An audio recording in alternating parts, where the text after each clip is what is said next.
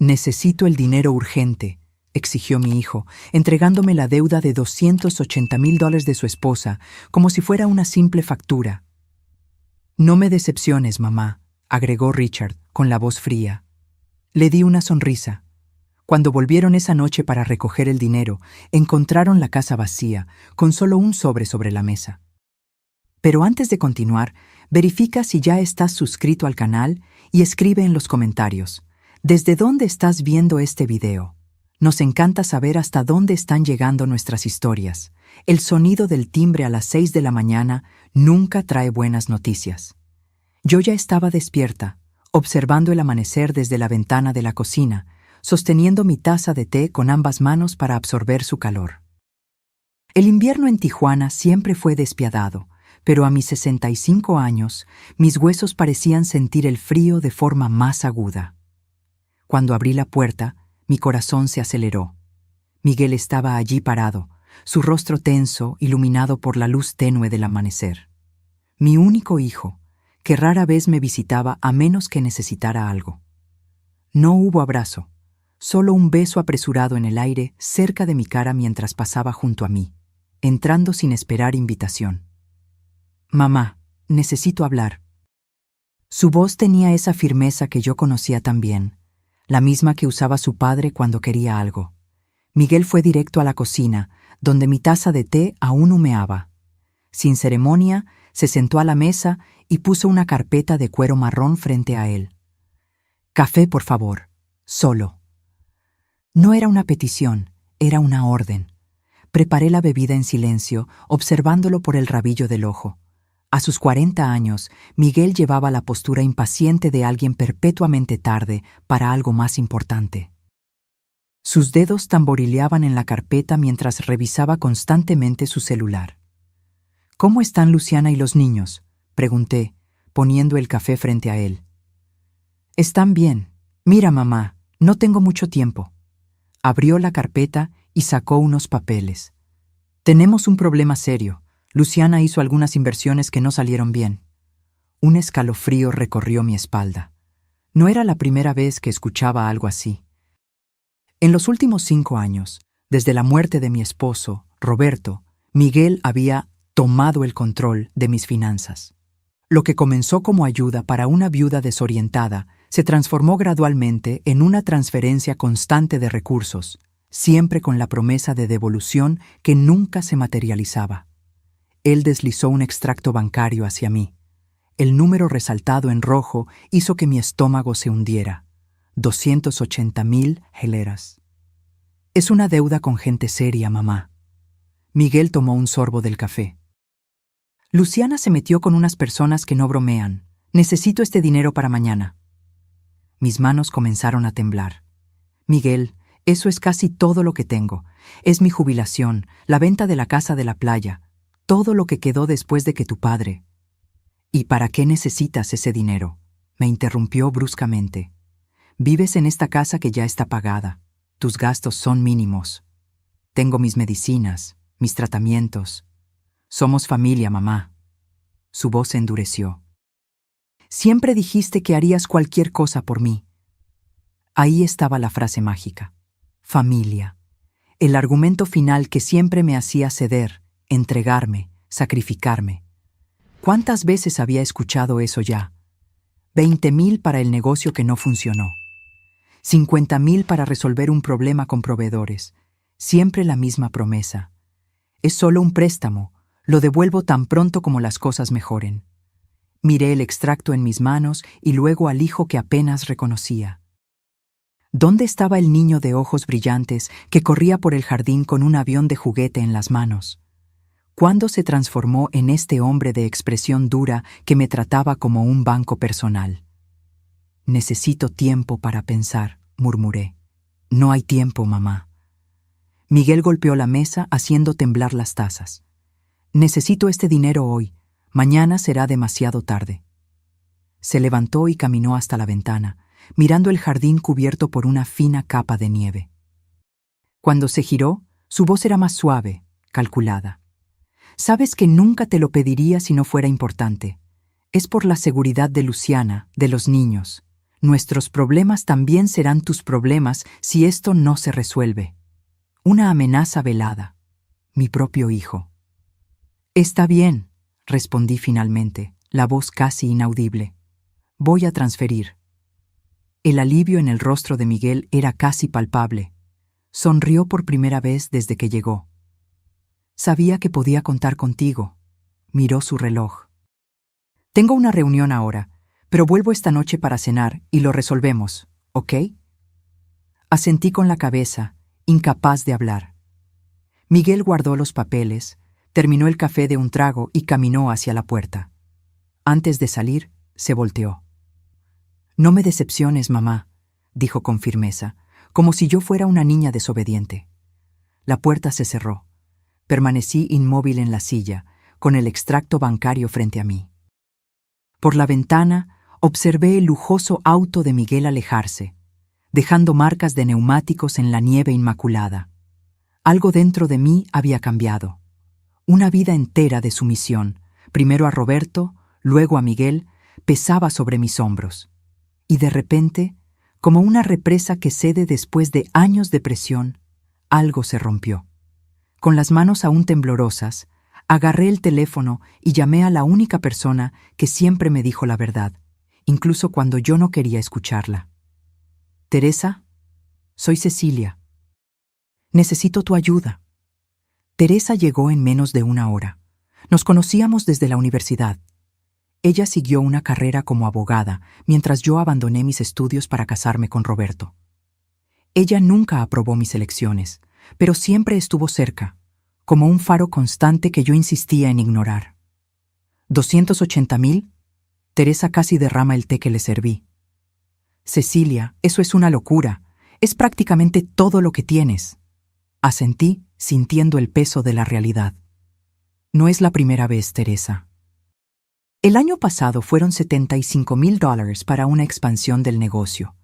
Antes de eso, $40,000 para resolver un problema con proveedores. Hice una pausa. Nunca volví a ver ese dinero.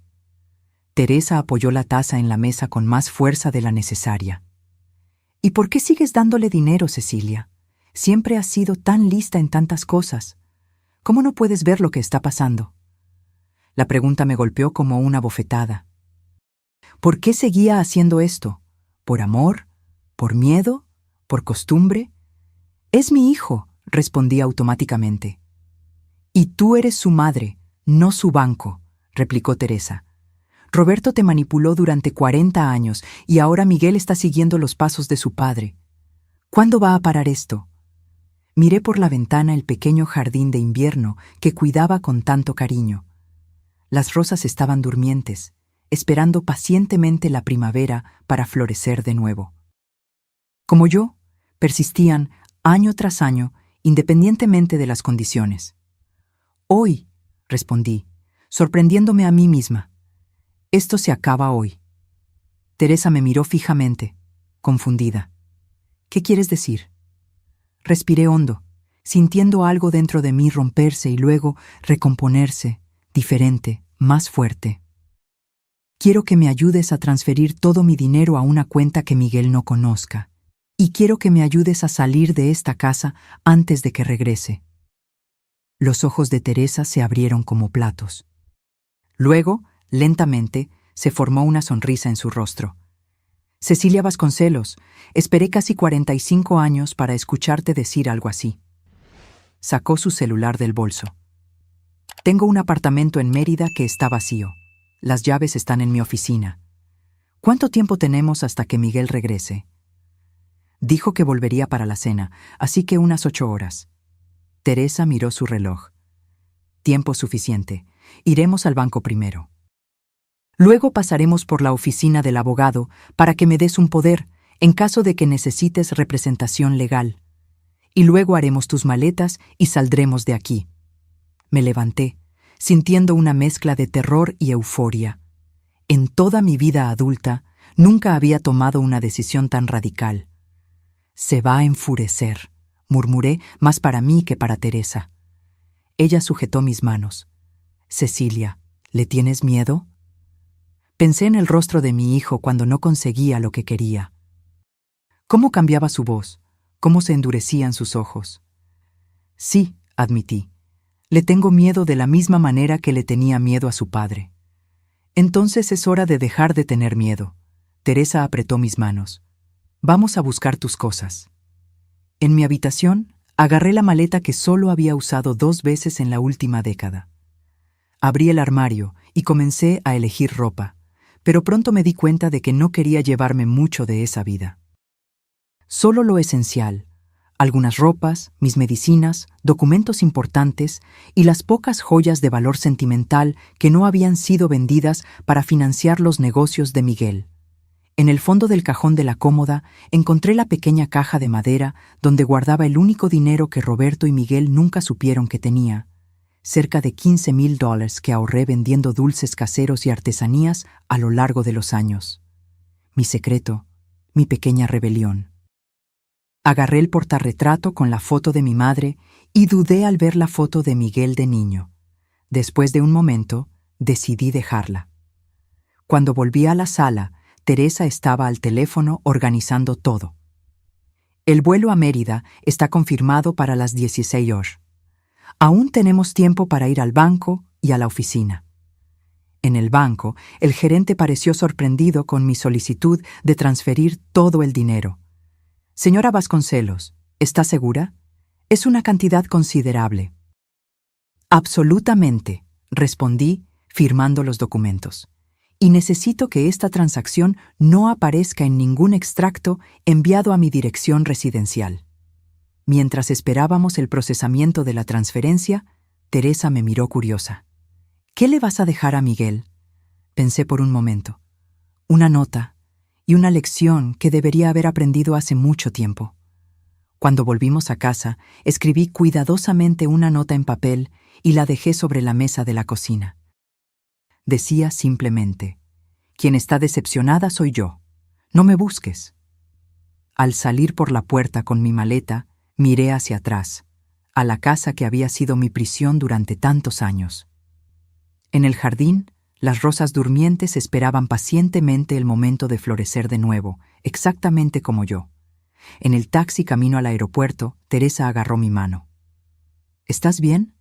Miré por la ventana, observando la ciudad pasar rápidamente, llevándose consigo décadas de sumisión. No, respondí honestamente. Pero lo estaré. El apartamento de Teresa en Mérida era pequeño, pero acogedor, con una vista a un parque arbolado. Esa primera noche, sentada en el balcón, escuchando el sonido distante de la ciudad, encendí mi celular y lo apagué inmediatamente cuando vi que había 27 llamadas perdidas de Miguel. No estaba lista para enfrentarlo. Él te encontrará eventualmente, dijo Teresa mientras me servía una copa de vino. Necesitamos un plan a largo plazo. Asentí, sintiéndome extrañamente tranquila. Nunca pensé que tendría el coraje de hacer esto. Siempre supe que lo tenías, Teresa sonrió. Solo necesitabas un pequeño empujón. En los días siguientes, mi teléfono no paraba de sonar. Miguel, su esposa Luciana, incluso mi hermana Clara, que probablemente había sido reclutada para intentar localizarme. En uno de los mensajes de voz, Miguel alternaba entre súplicas desesperadas y amenazas veladas. «Mamá, por favor, llámame. Estoy preocupado por ti». Y después, «No puedes simplemente desaparecer así. La casa está a mi nombre, ¿recuerdas? Piensa bien lo que estás haciendo». Era verdad. La casa estaba a su nombre, una decisión que Roberto había tomado años atrás para facilitar la herencia. Otra forma de control que acepté sin cuestionar. Una semana después de mi fuga, comencé a reconstruir mi vida.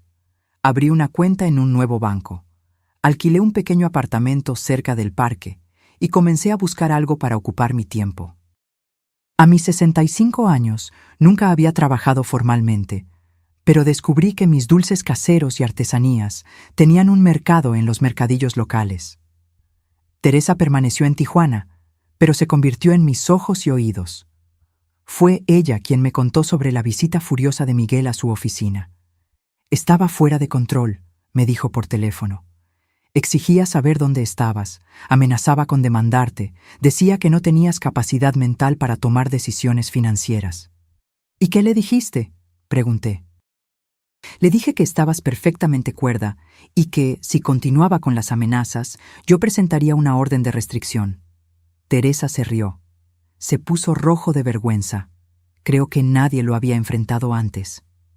Al final del primer mes, recibí una carta formal del abogado de Miguel. Exigían mi regreso inmediato, alegando preocupación por mi salud mental y amenazando con presentar una acción judicial para declararme incompetente. En el mismo sobre había una nota escrita a mano por Luciana, sorprendentemente humilde. Cecilia, por favor, vuelve. Miguel está fuera de control. Los acreedores nos están presionando. Te necesitamos. Entregué los documentos a Teresa, quien se encargó de responder formalmente, adjuntando informes médicos recientes que comprobaban mi cordura y una declaración detallada de los préstamos que Miguel me había extorsionado a lo largo de los años. No tienen un caso, Teresa me garantizó. Pero Miguel no se rinde fácilmente. Perdió su banco personal y eso lo enfureció. En el segundo mes recibí una visita inesperada. Luciana apareció en mi nuevo apartamento, pálida y visiblemente más delgada. ¿Cómo me encontraste?, pregunté, sorprendida al verla en mi puerta. Contratamos un detective, admitió ella, pareciendo avergonzada. ¿Puedo entrar? Dudé, pero terminé dejándola pasar. Luciana miró alrededor de mi pequeño apartamento con curiosidad. Es acogedor, comentó, claramente sorprendida al verme viviendo en un espacio tan modesto después de la casa espaciosa que había dejado atrás. Es mío, respondí simplemente. Nos sentamos en el pequeño balcón, el parque visible a lo lejos. Luciana sostenía su taza con las manos temblorosas. Las cosas están mal, Cecilia, dijo finalmente. Miguel está diferente, agresivo, perdiendo el control. ¿Cómo están mis nietos?, pregunté, sintiendo una punzada de culpa. Con miedo. No entienden lo que está pasando. Miguel vendió el auto. Estamos tratando de vender el apartamento de verano. Todo para pagar las deudas. Hizo una pausa. No fueron solo los $280,000, Cecilia. Hay mucho más. No me sorprendió. Roberto siempre tenía otra deuda oculta también. Entonces no viniste aquí para convencerme de volver, afirmé. Viniste a pedir más dinero. Luciana miró hacia abajo. Es más complicado que eso. Los hombres a quienes debemos no son pacientes. Miguel les dijo que tú tienes el dinero. Un escalofrío recorrió mi espalda. ¿Me usó como garantía? Luciana no respondió, pero su silencio fue confirmación suficiente. Necesitas salir de esa casa, Luciana, dije, sujetando sus manos. Lleva a los niños y ve a casa de tus padres. No es tan simple, murmuró ella. Miguel lo controla todo. Nuestras cuentas, nuestros documentos. Su voz falló. No sé cómo salir. De la misma forma que yo no sabía, fueron sus siguientes palabras, dichas tan bajo que casi no las escuché. Sus palabras me conmovieron profundamente. Era verdad. Durante décadas no supe cómo salir, cómo romper el ciclo, hasta que finalmente encontré coraje. Puedo ayudarte, ofrecí. No con dinero, sino para salir.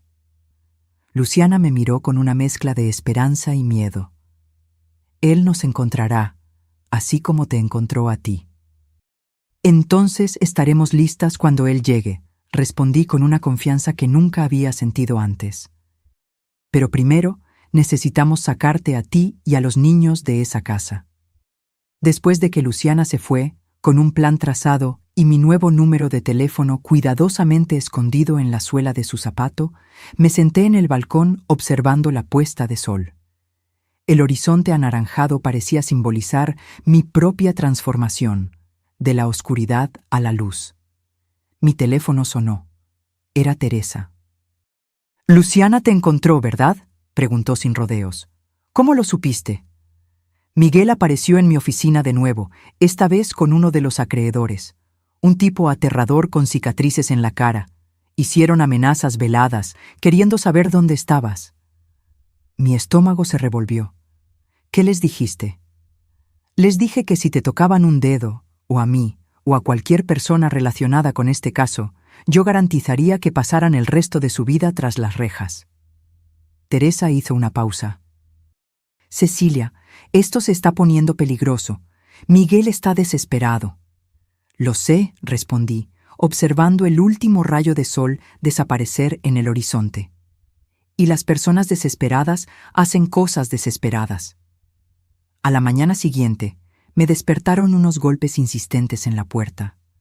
Por un momento aterrador, pensé que Miguel me había encontrado, pero cuando miré por la mirilla, vi a una mujer que no reconocí. Señora. ¿Cecilia Vasconcelos? Preguntó ella cuando abrí la puerta parcialmente, manteniendo la cadena de seguridad puesta. Sí, soy yo.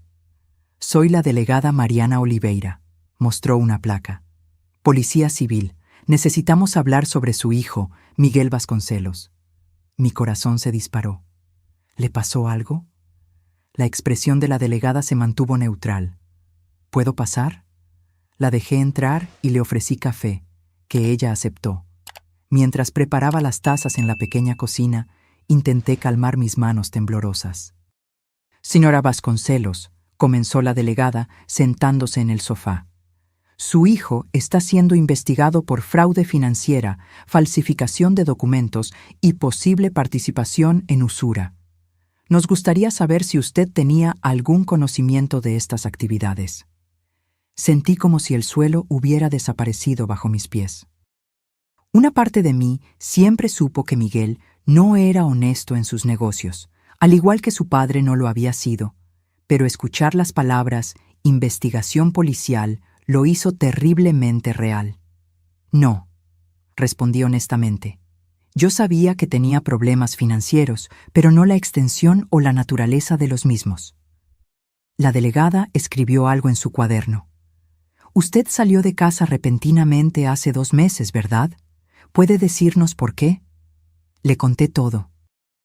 Los préstamos sucesivos, las promesas incumplidas, la presión emocional, la presión por los $280,000. La delegada escuchó sin interrumpir, solo tomando notas ocasionales. ¿Él usó su nombre en algún documento? ¿Le pidió que firmara papeles sin explicar para qué servían? Pensé por un momento.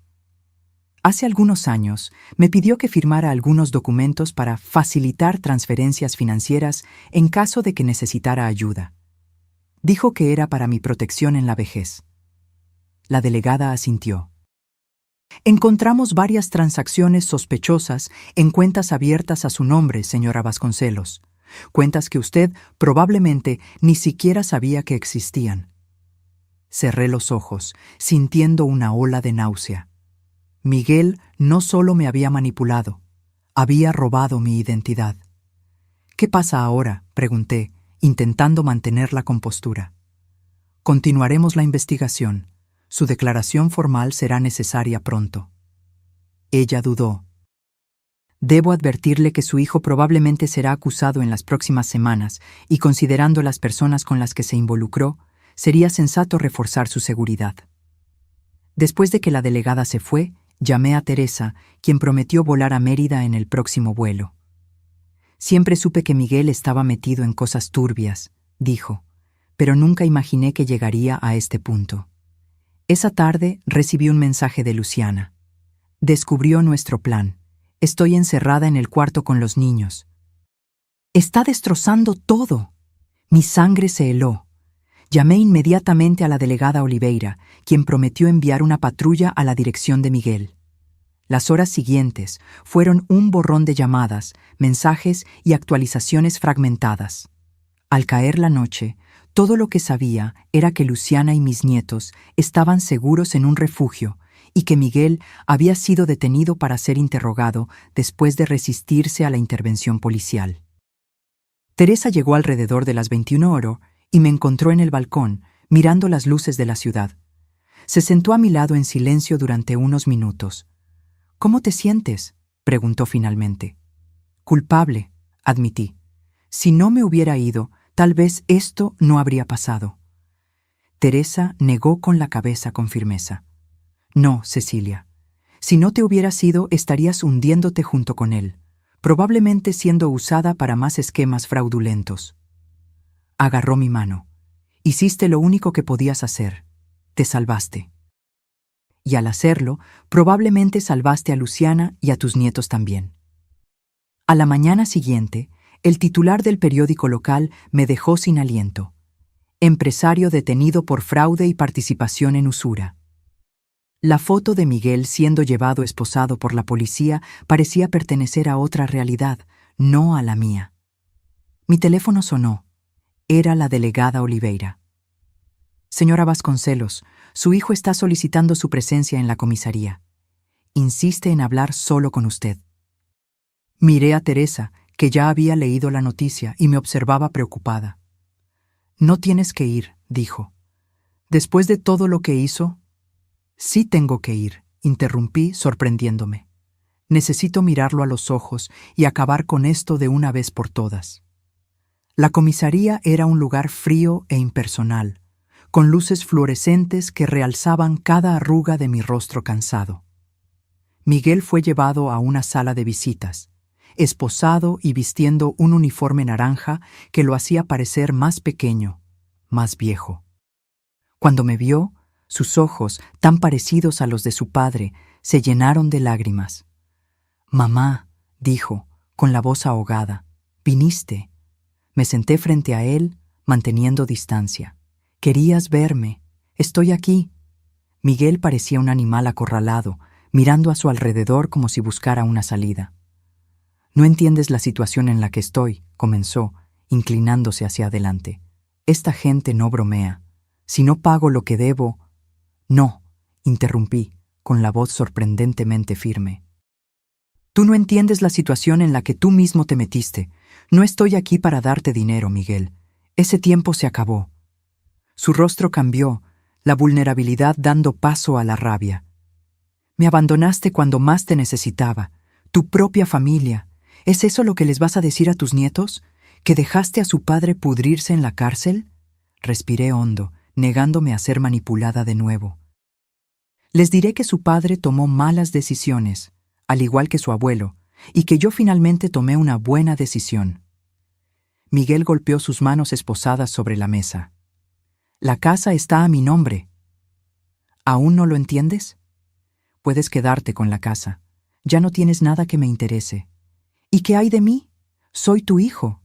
Un hijo que me usó como si fuera un banco, que falsificó documentos con mi nombre, que me amenazó y me intimidó. Un hijo que ofreció a su propia madre como garantía a usureros». Me levanté, mi voz más tranquila de lo que jamás hubiera imaginado. «Me tengo a mí misma, algo que casi perdí por completo a causa de hombres como tú y tu padre». Caminé hacia la puerta, me detuve y me di la vuelta. «Luciana y los niños están seguros. Tendrán la oportunidad de empezar de nuevo, lejos de ti». Hice una pausa. «Y yo también la tendré». Al salir de la comisaría, sentí como si un peso enorme me hubiera sido quitado de los hombros. El sol de Mérida brillaba fuerte, casi cegador después de la luz artificial de la comisaría. Teresa me esperaba en el auto. «¿Cómo te fue?», preguntó preocupada. Di una última mirada al edificio gris donde había dejado a mi hijo y décadas de sumisión. «Liberador», respondí, y por primera vez en mucho tiempo abrí una sonrisa genuina. 6 meses pasaron desde mi fuga y la detención de Miguel. El invierno había llegado a Mérida, trayendo lluvias frecuentes y noches más frías. Mi pequeño apartamento ahora parecía un verdadero hogar, con mis plantas en el balcón y mis piezas de artesanía coloridas adornando las paredes. Luciana y mis nietos, Pedro, de 7 años, y Juliana, de 5, se habían mudado a Cancún, cerca de su familia. Hablamos semanalmente por videollamadas, una tecnología que aprendí a dominar con la ayuda de Teresa. Los niños se estaban adaptando bien a la nueva vida, aunque todavía preguntaban por su padre de vez en cuando. «Abuela, ¿cuándo podemos visitarte?», preguntó Pedro durante nuestra última conversación. «En las vacaciones de julio, cariño. Prometo que iremos al parque y tomaremos helado juntos». La imagen de Luciana apareció en la pantalla, sonriendo tímidamente. Parecía más saludable ahora, con mejillas más llenas y una mirada más tranquila. ¿De verdad nos estás invitando, Cecilia? Claro.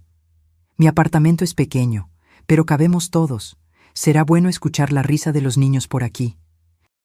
Después de terminar la llamada, me senté en el balcón observando la lluvia caer sobre la ciudad.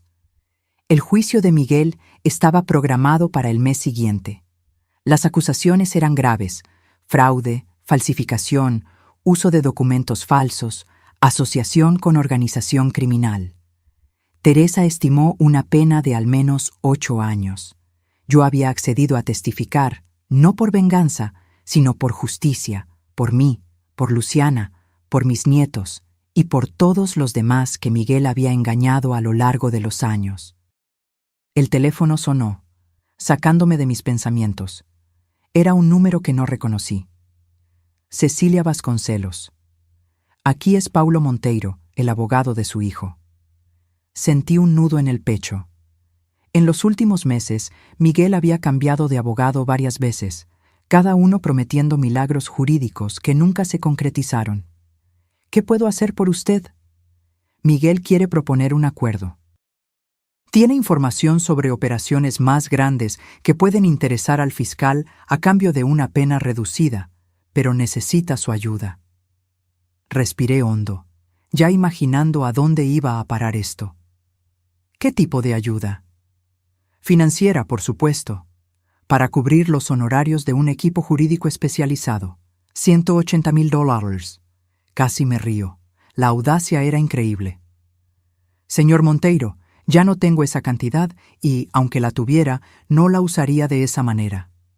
Señora Vasconcelos. Su tono se endureció. Su hijo se enfrenta a más de 8 años de prisión. Como madre, comencé. Como madre, me interrumpió. Usted debería...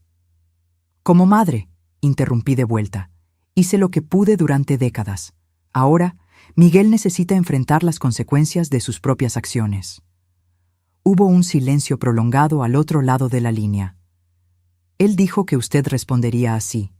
Me pidió que le dijera que aún tiene copias de los documentos que usted firmó. Documentos que podrían incriminarla en algunos de sus esquemas. Mi estómago se revolvió, pero mantuve la voz firme. Dígale a mi hijo que el chantaje es un crimen más para añadir a su lista, y que estoy dispuesta a enfrentar cualquier acusación si eso significa finalmente romper este ciclo. Colgué el teléfono con las manos temblorosas. Llamé a Teresa inmediatamente y le conté la conversación. Está mintiendo, me garantizó. Cualquier documento que puedas haber firmado, ya se lo aclaramos a la policía que hubo manipulación. Además, la investigación ya estableció un patrón de comportamiento por su parte. Aún así, esa noche fue difícil. Me quedé despierta, revisando mentalmente cada papel que había firmado a lo largo de los años a petición de Miguel o Roberto. ¿Cuántos contratos, cuántos poderes, cuántos documentos apenas leía, confiando en que mi marido o mi hijo tenían mis mejores intereses en mente? A la mañana siguiente, me despertaron unos golpes en la puerta. Era la delegada Oliveira de nuevo, acompañada por otra policía. Señora Vasconcelos, necesitamos que venga con nosotras a la comisaría. Hubo un desarrollo en el caso de su hijo. En el camino la delegada explicó. Miguel intentó sobornar a un guardia para que pusiera un celular de contrabando en su celda. El guardia, que formaba parte de una operación interna, había grabado todo. En la comisaría me mostraron la transcripción de una llamada que Miguel pretendía hacer tan pronto como tuviera el teléfono.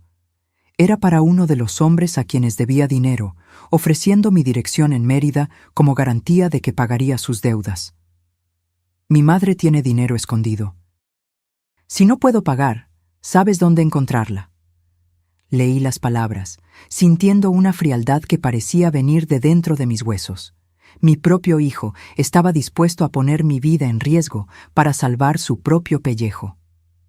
Señora Vasconcelos, la delegada habló suavemente. Considerando estas nuevas evidencias, le estamos ofreciendo protección policial temporal y sugerimos firmemente que considere mudarse de nuevo. Volví a casa, escoltada por un policía. Teresa ya estaba allí, informada por la delegada. Me abrazó tan pronto como entré. Ya estoy buscando un nuevo lugar para ti, un condominio cerrado con seguridad en Guadalupe. Miré alrededor de mi pequeño apartamento, a las plantas que tanto cuidaba, las cortinas coloridas que había cosido, la vista del parque que me traía paz todas las mañanas. No, dije, sorprendiéndome. No voy a huir de nuevo. No voy a dejar que Miguel siga controlando mi vida, incluso tras las rejas. Teresa me miró con una mezcla de preocupación y admiración. Cecilia, esos hombres son peligrosos. Lo sé, y tomaré todas las precauciones necesarias, pero este es mi hogar ahora, el primero que realmente elegí para mí. No voy a renunciar a él. En los días siguientes, instalamos un sistema de seguridad completo, con cámaras, alarmas y cerraduras reforzadas. La policía aumentó el patrullaje en el vecindario, y 2 policías encubiertos se turnaban en un coche estacionado frente al edificio. Luciana me llamó en pánico después de ser informada de la situación. Cecilia, ven aquí, quédate con nosotros, por favor. Estoy segura, cariño, la tranquilicé. Y ahora tengo una vida aquí, mis mercadillos de artesanía, mis amigas, mis clases de acuarela para adultos mayores. Me reí un poco. A los 65 años, finalmente descubrí quién soy cuando no estoy cuidando de hombres ingratos. Una semana después, cuando el pánico inicial pasó, recibí un sobre oficial. Era una citación para testificar en el juicio de Miguel, programado para dentro de 2 semanas. Teresa, que se había quedado en Mérida conmigo, revisó el documento. ¿Estás lista para esto? Enfrentarlo en el tribunal no será fácil. Miré por la ventana hacia el parque que se había convertido en mi refugio. Estoy lista. El tribunal era un edificio imponente en el centro de Mérida. Estaba de vuelta en la parte de la ciudad donde Miguel vivía por primera vez desde mi fuga, sintiendo una extraña desconexión con las calles que solía frecuentar. Teresa conducía mientras yo observaba el paisaje urbano pasar por la ventana. ¿Nerviosa?, preguntó cuando estacionamos. Extrañamente no. Siento como si estuviera cerrando un capítulo. En el tribunal me senté junto a Teresa en la primera fila. La fiscal, una mujer de mediana edad con una mirada astuta, vino a saludarnos antes del inicio de la sesión. Señora Vasconcelos, su testimonio será crucial hoy. Miguel intenta presentarse como víctima de las circunstancias, manipulado por aliados más poderosos. Siempre fue bueno en presentarse como víctima, comenté. La puerta lateral se abrió y Miguel entró, escoltado por 2 guardias. Estaba más delgado, con el rostro marcado por ojeras profundas. Nuestras miradas se encontraron por un instante, la suya suplicante, la mía firme. El juez entró y todos se levantaron. El juicio comenzó con las formalidades procesales, seguidas por el testimonio de peritos forenses que detallaron la complejidad de los esquemas financieros de Miguel. Cuando mi nombre fue finalmente llamado, caminé hacia el estrado de los testigos con pasos lentos, pero decididos. Después del juramento, el fiscal comenzó. Señora Vasconcelos, ¿puede contarnos sobre su relación con el acusado, su hijo? Miré directamente a Miguel mientras hablaba. Lo crié sola después de la muerte de mi marido, hace 5 años. Antes de eso, vivíamos como una familia aparentemente normal. Hice una pausa. Solo aparentemente. ¿Cómo así? Mi marido, Roberto, padre de Miguel, también era manipulador y controlador financieramente. Miguel aprendió del mejor. El fiscal asintió. ¿Puede detallar cómo su hijo la manipuló financieramente? Les conté todo. Los préstamos sucesivos, las promesas incumplidas, la presión emocional, el chantaje velado. En el último episodio, él exigió $280,000, prácticamente todos mis ahorros, para supuestamente pagar una deuda de su esposa. Cuando me di cuenta de que nunca volvería a ver ese dinero, al igual que no vi los valores anteriores, decidí irme. hizo tomar esa decisión después de tantos años cediendo a sus exigencias? Pensé por un momento, buscando las palabras correctas. Cuando dijo, "No me decepciones, mamá", me di cuenta de que no me veía como una persona, solo como un recurso a ser explotado. En ese momento, algo dentro de mí se rompió y se arregló de una manera diferente. El abogado de Miguel se levantó para el contrainterrogatorio. Era un hombre de mediana edad, con un traje caro y expresión calculadora. Señora Vasconcelos, ¿usted se considera una buena madre? La pregunta me tomó por sorpresa. Vi al fiscal empezar a oponerse, pero levanté ligeramente la mano. Durante décadas, creí que ser una buena madre significaba darle todo a mi hijo: dinero, tiempo, mi autoestima. Ahora entiendo que ser una buena madre también significa enseñar responsabilidad y consecuencias. Usted abandonó a su hijo cuando más la necesitaba, el abogado insistió. No, señor. Dejé de permitir comportamientos destructivos. Hay una gran diferencia. ¿Y qué hay de las amenazas que su hijo supuestamente hizo contra usted? ¿No cree conveniente que estas alegaciones solo estén surgiendo ahora, cuando él está a punto de proponer un acuerdo con el fiscal? Permanecí tranquila, a pesar de la insinuación. Las grabaciones hablan por sí mismas, y no creo conveniente que mi propio hijo haya ofrecido mi dirección a criminales como garantía para sus deudas. Creo que es trágico. Cuando finalmente me despidieron, volví a mi asiento, sintiendo las piernas temblar. Teresa apretó mi mano en silencio. El juicio continuó con otros testimonios. Empleados de Miguel, clientes perjudicados, incluso Luciana, que describió años de mentiras y manipulación. Durante todo ese tiempo, observé a Miguel ponerse cada vez más agitado, cuchicheando furiosamente con su abogado. Al final del día, cuando el juez anunció un receso hasta la mañana siguiente, Miguel me miró una última vez antes de ser llevado. Ya no había súplica en sus ojos, solo un odio frío que me hizo estremecer. De vuelta en el hotel esa noche, no podía dormir. La expresión de Miguel me acechaba. Era la misma expresión que Roberto solía tener cuando no conseguía lo que quería. Una mezcla de rabia y cálculo, como si estuviera planeando su próximo paso. Por la mañana volvimos al tribunal para escuchar las alegaciones finales. El fiscal presentó un caso sólido, detallando años de fraude y manipulación. El abogado de Miguel intentó retratarlo como un empresario en dificultades que cometió errores, pero no crímenes intencionales. Cuando el juez se retiró para deliberar, Teresa y yo fuimos a una cafetería cercana a tomar café. Yo estaba distraídamente revolviendo mi café cuando noté a un hombre sentado a unas mesas de distancia observándonos. Cuando nuestras miradas se encontraron, él desvió rápidamente la mirada. «Teresa», susurré, «ese hombre nos está observando». Ella miró discretamente. «Debe ser un reportero». El caso recibió algo de atención de los medios locales. Pero algo en la postura del hombre, la manera en que evitaba el contacto visual mientras claramente nos monitoreaba, me alarmó. «Volvamos al tribunal», sugerí. Al salir, noté que el hombre también se levantó. En el camino de vuelta, mantuvo distancia, pero continuó siguiéndonos. En el tribunal, mencioné el incidente a uno de los policías, que prometió estar atento. La sesión se reanudó con el juez regresando para anunciar su decisión. En el caso del Estado contra Miguel Roberto Vasconcelos, este tribunal lo considera culpable de todas las acusaciones. Una ola de alivio me invadió, inmediatamente seguida por una profunda tristeza. Mi hijo, el niño que un día cargué en mis brazos, era ahora oficialmente un criminal condenado. El juez continuó, detallando la sentencia.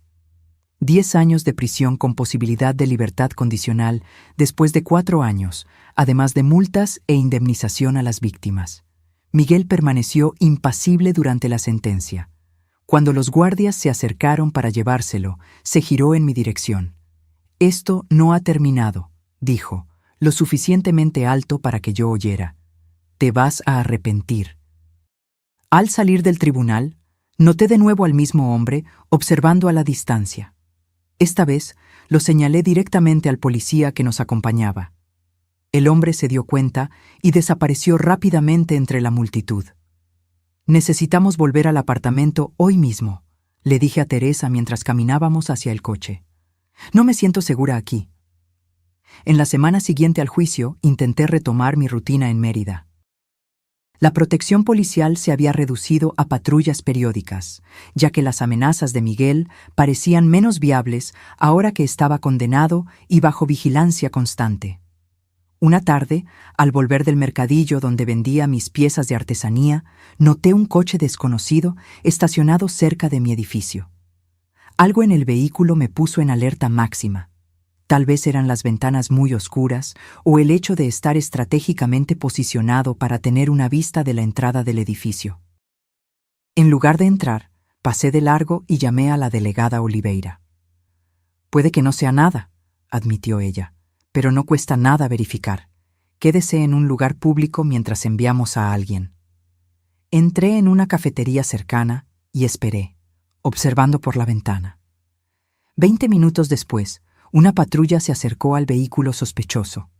2 hombres salieron rápidamente e intentaron huir, pero fueron interceptados por la policía. Mi teléfono sonó. Era la delegada. «Señora Vasconcelos, detuvimos a 2 individuos con antecedentes criminales. Tenían armas sin registro y su dirección anotada en un pedazo de papel». Un escalofrío recorrió mi espalda. «¿Asociados de Miguel?» «Probablemente. Los estamos interrogando ahora. ¿Tiene un lugar seguro para quedarse por unos días?» Llamé a Teresa inmediatamente. Su respuesta fue rápida y decisiva. «Te recojo en 1 hora. Vamos a mi casa de playa en Guadalupe. Nadie la conoce». Volví a mi apartamento, escoltada por la policía, para empacar algunas pertenencias esenciales. Mientras hacía una maleta a toda prisa, miré alrededor al hogar que había construido con tanto cariño. Una vez más, necesitaba correr. O tal vez no. Un pensamiento comenzó a formarse en mi mente. Una idea que habría parecido absurda para la vieja Cecilia, pero que ahora tenía todo el sentido. Cuando Teresa llegó, le expliqué mi plan. «Es arriesgado», me advirtió. «Vivir con miedo es más arriesgado», respondí, «y estoy cansada de esconderme». Al día siguiente, en lugar de esconderme en Guadalupe, volví a mi apartamento. Esta vez, con un objetivo claro. Con la ayuda de la delegada Oliveira y su equipo, montamos una trampa. Los 2 detenidos fueron persuadidos a cooperar a cambio de penas reducidas. Revelaron que Miguel, usando el celular de otro recluso durante el horario de visitas, había contratado a una tercera persona para darme un susto, un eufemismo para algo mucho más siniestro. «A él no le importa si te lastimas de verdad», explicó la delegada. «Solo quiere que sepas que él todavía tiene poder, incluso dentro de la prisión». El plan era simple. Yo mantendría mi rutina normal, fingiendo no saber nada, mientras policías encubiertos monitoreaban cada movimiento mío. Cuando el hombre de Miguel apareciera, sería detenido en flagrante. Durante 3 días viví en estado de alerta constante. Cualquier ruido me hacía saltar. Cualquier extraño en la calle parecía una amenaza.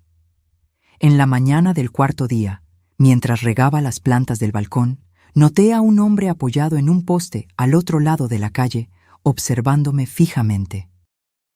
Nuestras miradas se encontraron brevemente antes de que yo entrara en el apartamento e hiciera una señal a la policía encubierta, disfrazada de empleada doméstica que estaba limpiando mi sala de estar.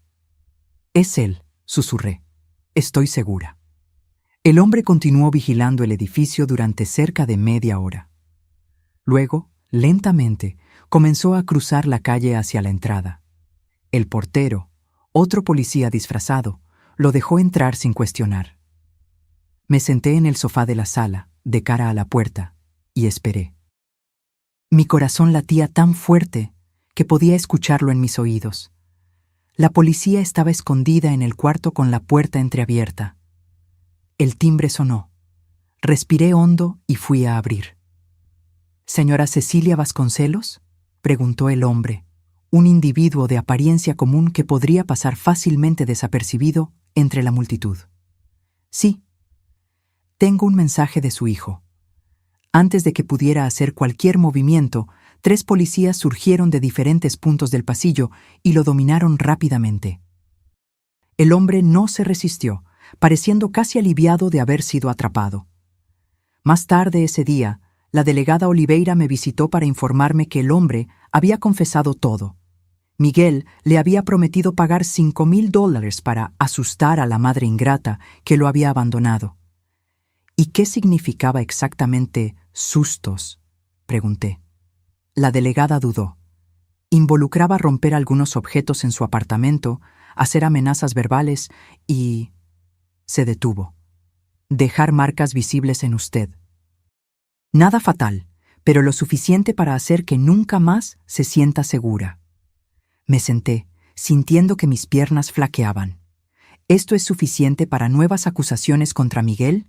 Sí, tentativa de agresión, contratación de terceros para cometer un crimen, amenazas. Esto probablemente eliminará cualquier posibilidad de libertad condicional durante los próximos años. Una semana después, visité a Miguel en prisión. Pareció sorprendido al verme, como si no esperara que yo tuviera el coraje de enfrentarlo de nuevo. Vine a despedirme, Miguel, dije cuando nos sentamos cara a cara, separados por un vidrio. ¿Despedirme? Sí, la persona que intentaste asustar confesó todo. Vas a enfrentar nuevas acusaciones y probablemente vas a quedarte aquí mucho más tiempo de lo que imaginabas. Hice una pausa, pero no vine aquí para eso. Vine a decirte que voy a seguir con mi vida. Miguel se rió amargamente. ¿Qué vida? Tienes 65 años, mamá. Estás sola. Estoy libre, lo corregí. Y descubrí que nunca es tarde para empezar de nuevo. ¿Sabes? Yo siempre me definí como la esposa de Roberto o la madre de Miguel. Ahora estoy descubriendo quién es Cecilia. Me miró con una mezcla de desprecio y confusión. ¿Y quién es Cecilia? Sonreí sinceramente. Una mujer que finalmente aprendió a valorarse. Una mujer que ya no tiene miedo. Miguel golpeó sus manos en el vidrio, frustrado. ¿Crees que esto terminó? Pero no terminó. Voy a salir un día. Cuando ese día llegue, si es que llega, estaré lista. Me levanté. Adiós, Miguel. Al salir de la prisión, sentí una ligereza que no sentía hacía décadas. El cielo estaba de un azul particularmente brillante ese día. El aire parecía más dulce. Teresa me estaba esperando en el coche. ¿Cómo te fue? Liberador, respondí. Verdaderamente liberador. Un año había pasado desde mi fuga y el arresto de Miguel. El otoño había llegado a Mérida, pintando los árboles del parque en tonos de rojo y dorado. Mi pequeño negocio de artesanía había crecido. Ahora tenía 3 alumnas, mujeres mayores como yo, que venían todas las semanas para aprender y principalmente para conversar. Luciana y mis nietos me visitaron 2 veces. Pedro y Juliana llenaron mi apartamento con sus risas y energía, construyendo castillos con bloques de madera y pintando acuarelas conmigo que ahora decoraban mi refrigerador. Luciana trabajaba como profesora en su nueva ciudad, poco a poco recuperando su confianza e independencia. Miguel había sido condenado a 3 años más de prisión debido al intento de intimidación. Noticias sobre él llegaban ocasionalmente a través de la delegada Oliveira, de quien me hice amiga. Por lo que sabíamos, estaba tranquilo, quizás finalmente aceptando su situación. Una tarde de sábado, cuando volvía del mercadillo de artesanía, encontré a una mujer esperándome en la entrada de mi edificio. Debía tener unos 50 años, cabello canoso y un rostro que me resultaba vagamente familiar. ¿Cecilia Vasconcelos?, preguntó ella cuando me acerqué. Sí. Mi nombre es Carolina, Carolina Vasconcelos. Ella dudó. Fui la esposa de Roberto antes que tú. Me quedé sin palabras. Roberto había mencionado vagamente un matrimonio anterior, diciendo que su exesposa era emocionalmente inestable y obsesionada con el dinero. Ironías que ahora podía comprender. ¿Te gustaría pasar?, finalmente ofrecí. Sentada en mi pequeña sala de estar, con 2 tazas de té entre nosotras, Carolina explicó el motivo de su visita. Vi la noticia sobre Miguel en el periódico, sobre cómo te manipuló financieramente durante años. Ella respiró hondo. Roberto hizo lo mismo conmigo. Y cuando leí sobre ti, me di cuenta de que necesitaba encontrarte, para cerrar un capítulo quizás. ¿Cómo me encontraste? No fue difícil. Tu historia se difundió entre grupos de apoyo a mujeres que sufrieron abuso financiero. Te convertiste en una especie de símbolo de resistencia. No pude ocultar mi sorpresa. ¿Yo? ¿Un símbolo? Carolina sonrió. Una mujer de 65 años que lo dejó todo y volvió a empezar enfrentando a su propio hijo en el tribunal. Sí, Cecilia, inspiraste a muchas de nosotras. Hablamos durante horas. Carolina me contó cómo Roberto la aisló de la familia, controló cada centavo y la hizo sentir incompetente en la administración del dinero. Cómo, cuando finalmente se divorció, la dejó prácticamente sin nada, solo para luego casarse conmigo y repetir el patrón. Era una historia que parecía hacer eco de mi propia vida. Cuando él murió, continuó, sentí una extraña mezcla de alivio y rabia. Alivio porque ya no podía manipular a nadie. Rabia porque nunca hubo justicia. Él nunca tuvo que enfrentar lo que hizo. Entiendo perfectamente, dije. Por mucho tiempo, solo culpé a Miguel por sus acciones. Pero ahora veo que Roberto plantó esas semillas. Nuestro hijo simplemente siguió el ejemplo que vio en casa. El ciclo continúa, murmuró Carolina, a menos que alguien lo rompa. Al final de la tarde, intercambié información de contacto con Carolina y prometí mantener el contacto. Después de que ella se fue, me quedé en el balcón observando la puesta de sol y reflexionando sobre nuestra conversación.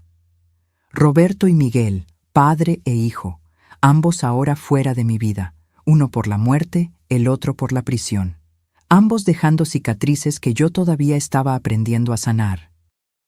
Esa noche, escribí en mi diario, un hábito que había adquirido recientemente. Hoy, a mis 66 años, me di cuenta de que pasé la mayor parte de mi vida intentando ser lo que los demás querían que fuera. Una esposa dedicada, una madre altruista, un banco personal, siempre disponible, siempre cediendo, siempre con miedo a desagradar. Ahora, finalmente, estoy aprendiendo a ser solo Cecilia, y descubriendo que Cecilia es más fuerte, más valiente y más capaz de lo que jamás imaginé. El dinero que Miguel me extorsionó a lo largo de los años, no puedo recuperarlo. Los años que pasé en un matrimonio asfixiante con Roberto, no puedo recuperarlos, pero el tiempo que me queda es todo mío, para vivir como yo elija, sin miedo, sin manipulación, sin arrepentimientos. Al día siguiente, recibí un correo electrónico de Carolina. Había hablado con otras mujeres que pasaron por situaciones similares y sugirió la formación de un grupo de apoyo. Acepté inmediatamente. Nuestro primer encuentro fue en una cafetería cerca del parque. Éramos 5, todas con historias de control financiero y emocional por parte de maridos, hijos o hermanos.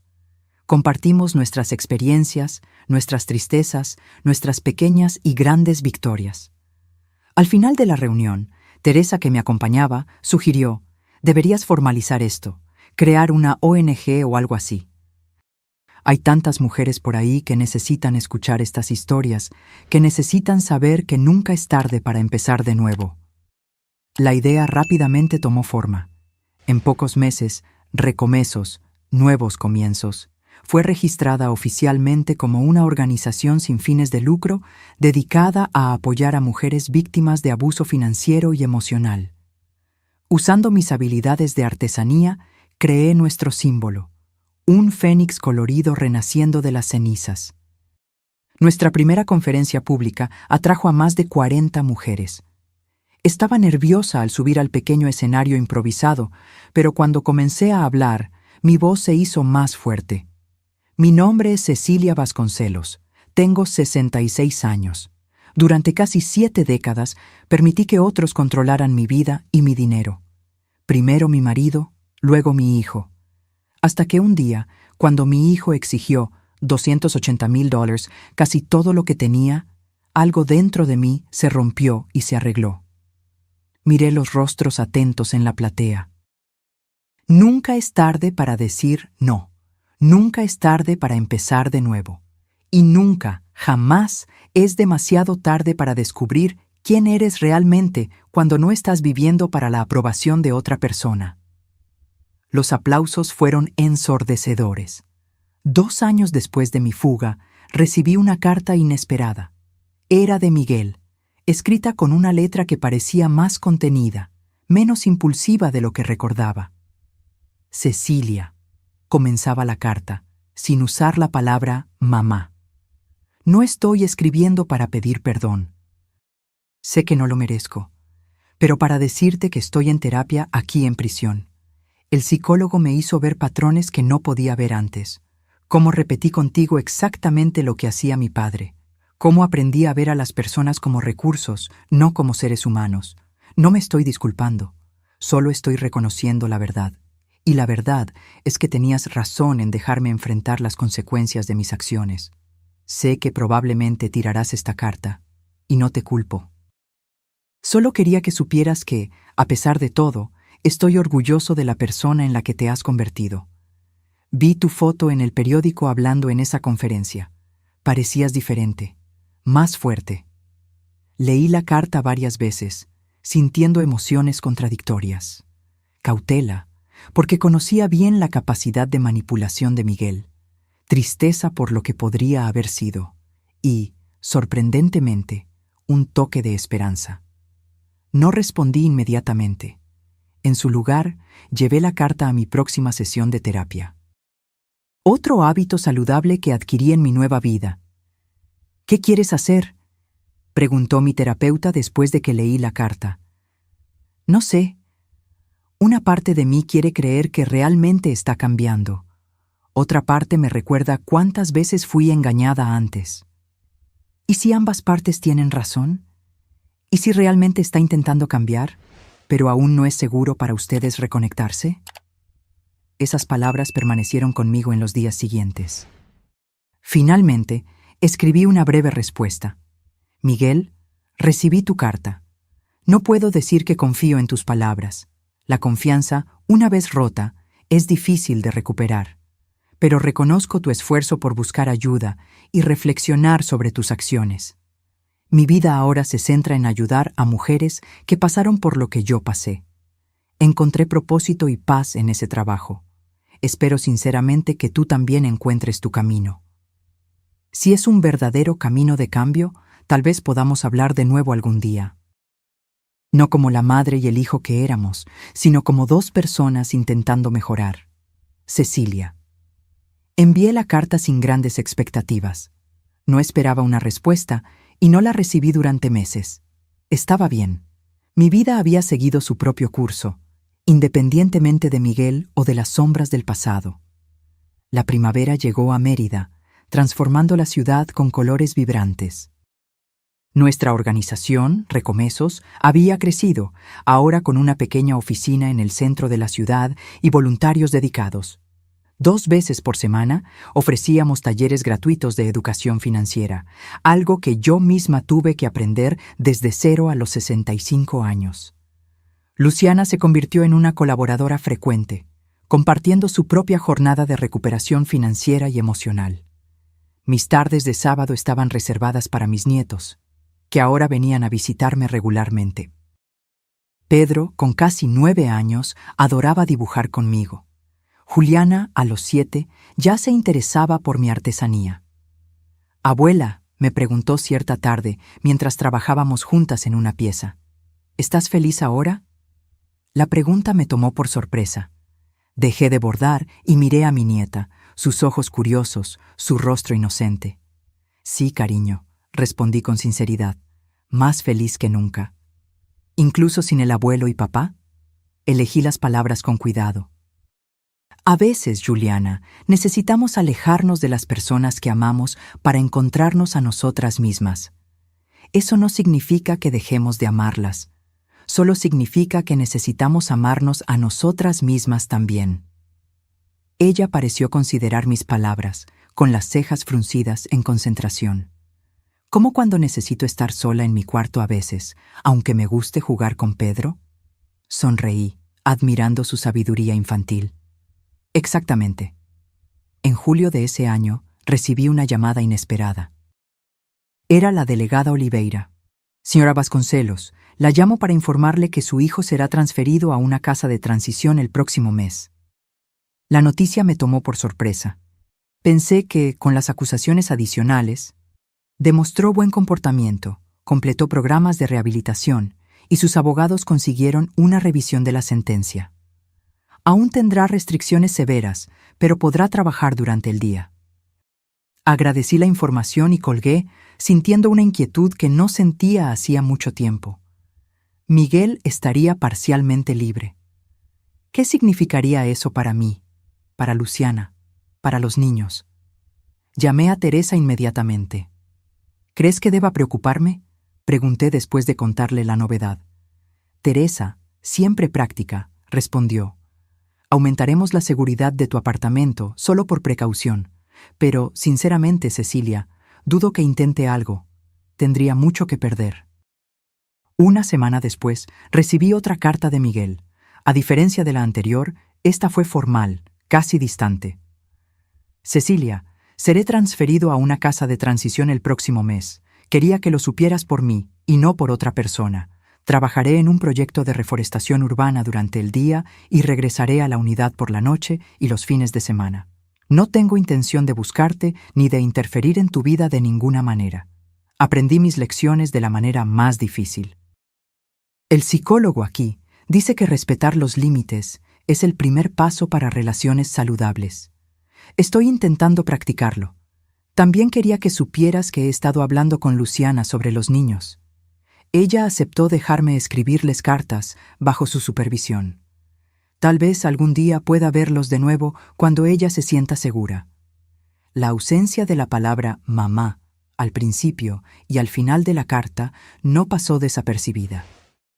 Realmente estaba intentando establecer una nueva dinámica, respetando el hecho de que nuestra antigua relación estaba irrevocablemente rota. Compartí la carta con Luciana en nuestra próxima videollamada. Ella confirmó que de hecho estaba permitiendo que Miguel escribiera a los niños. Los terapeutas creen que es importante no demonizar completamente a su padre, explicó. Y sus cartas han sido diferentes. Pregunta por sus intereses, no intenta manipular, no hace promesas vacías. ¿Crees que realmente ha cambiado?, pregunté. Luciana se encogió de hombros. Tal vez, o tal vez aprendió a ser más sutil, por eso todo está supervisado. Hizo una pausa. ¿Vas a responder a esta carta? Pensé por un momento. Creo que sí, para dejar claro que soy consciente de la situación y que mis límites permanecen intactos. Mi respuesta fue breve. Miguel, gracias por informarme sobre tu transferencia. Te deseo todo lo mejor en esta nueva fase. Me alegra saber que estás en contacto supervisado con tus hijos. Merecen un padre que pueda ser saludable y positivo en sus vidas.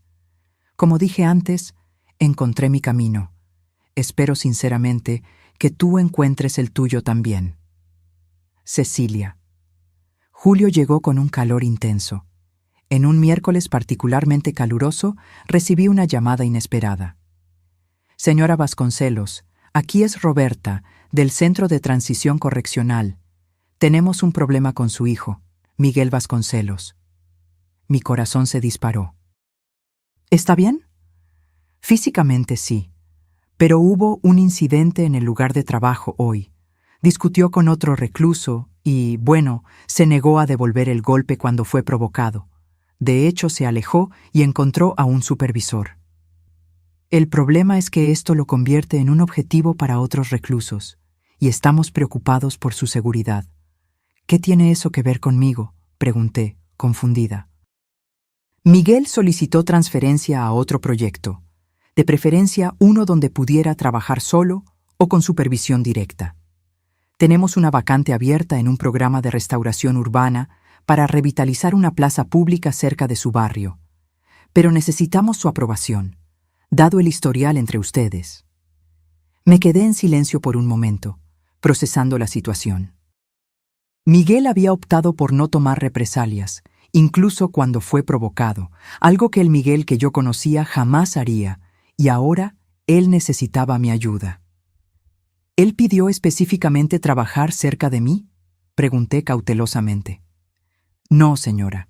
De hecho, cuando mencionamos el lugar, él dudó y preguntó si había otras opciones, pero este es el único proyecto que cumple con sus necesidades de seguridad en este momento.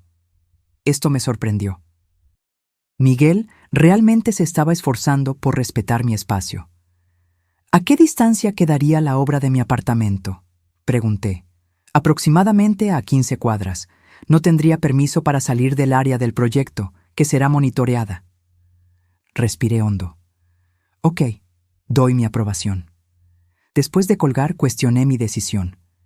¿Estaba siendo ingenua de nuevo o finalmente estaba ejerciendo compasión sin comprometer mis límites? Llamé a Teresa y le expliqué la situación. Hiciste lo correcto, me garantizó. Mantener a Miguel seguro mientras intenta rehabilitarse no significa bajar las defensas. Solo significa que eres humana y tienes compasión. En la semana siguiente, Miguel comenzó su nuevo trabajo en la plaza. A propósito, cambié mi camino al mercado para pasar por allí, manteniendo distancia. Lo vi de lejos, plantando plántulas de árboles bajo el sol abrasador. Estaba más delgado, su postura menos arrogante. Por un momento, pareció sentir mi presencia y miró en mi dirección, pero no me acerqué. En agosto, recibí otra carta. Cecilia, sé que me viste en la plaza hace unas semanas.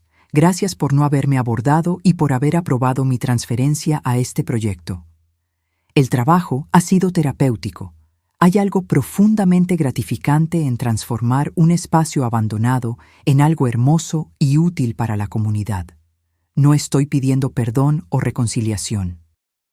Solo quería expresar gratitud por este pequeño acto de bondad que no merezco. La carta era diferente a las otras, más centrada, menos manipuladora. Decidí responder con un gesto simbólico. Al día siguiente, dejé una cajita en el centro comunitario que supervisaba el proyecto. Dentro había herramientas de jardinería de buena calidad y un libro sobre jardinería urbana. Sin nota, sin expectativas. Semanas pasaron sin respuesta y estaba bien. Había aprendido que las relaciones saludables no exigen reciprocidad inmediata o calculada. En septiembre, nuestra organización Recomesos realizó un gran evento, un taller de fin de semana sobre independencia financiera para mujeres. Yo sería la oradora principal, compartiendo mi jornada de la dependencia total a la autonomía financiera. En la mañana del evento, el auditorio estaba lleno con casi 80 mujeres. Entré al escenario, sintiendo esa mezcla familiar de nerviosismo y determinación. Buenos días, comencé. Mi nombre es Cecilia Vasconcelos. A mis 67 años, estoy aprendiendo quién soy cuando no soy definida por los hombres de mi vida. La platea rió suavemente y muchas asintieron con la cabeza. Hace 3 años, mi hijo apareció en mi puerta exigiendo 280,000, casi todo lo que tenía. Como tantas veces antes, él contaba con mi incapacidad de decir no. Y como muchas de ustedes saben, estos patrones no surgen de la nada. Son cultivados a lo largo de décadas. En mi caso, todo comenzó con mi marido controlando cada centavo, cada decisión, haciéndome creer que era incapaz de administrar mi propia vida. Mientras hablaba, noté un movimiento en el fondo de la sala. Una figura alta y delgada había entrado discretamente y estaba parada cerca de la puerta. Mi corazón se aceleró al reconocer a Miguel. Por un momento, perdí el hilo de lo que estaba diciendo.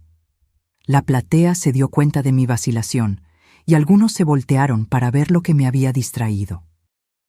Respiré hondo y continué. El momento más difícil y liberador de mi vida fue cuando finalmente dije no. Cuando salí por la puerta, solo con una maleta y la determinación de no ser más una extensión de la cuenta bancaria de otra persona. Hablé durante 30 minutos más, consciente de la presencia silenciosa de Miguel en el fondo de la sala. No intentó acercarse, solo escuchó. Cuando terminé, fui aplaudida de pie. Mujeres vinieron a mí para compartir sus historias, pedir consejos, agradecer. Miguel permaneció donde estaba, esperando pacientemente que la multitud se dispersara. Finalmente, cuando el salón estaba casi vacío, se acercó lentamente. Parecía inseguro, vulnerable de una manera que nunca había visto antes. «Hola», dijo simplemente. «Hola», respondí. «Tu discurso fue a la vez poderoso y doloroso de escuchar». Hizo una pausa. «Gracias por las herramientas de jardinería». Nos quedamos en un silencio incómodo. Dos personas que antes eran tan cercanas ahora prácticamente extrañas. «¿Cómo supiste del evento?», pregunté finalmente. «Luciana lo mencionó en una carta. Pedí permiso especial para venir solo a escuchar». Asentí, dándome cuenta de cómo estaba respetando los límites, pidiendo permiso en lugar de asumir derechos. «¿Estás bien?», pregunté, genuinamente curiosa.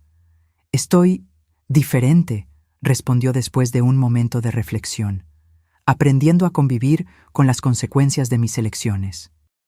Aprendiendo a existir sin manipular o controlar. Me miró directamente, aprendiendo que las personas no son medios para un fin. Hablamos durante casi una hora. No hubo grandes revelaciones o reconciliaciones dramáticas, solo dos adultos compartiendo experiencias honestamente, quizás por primera vez.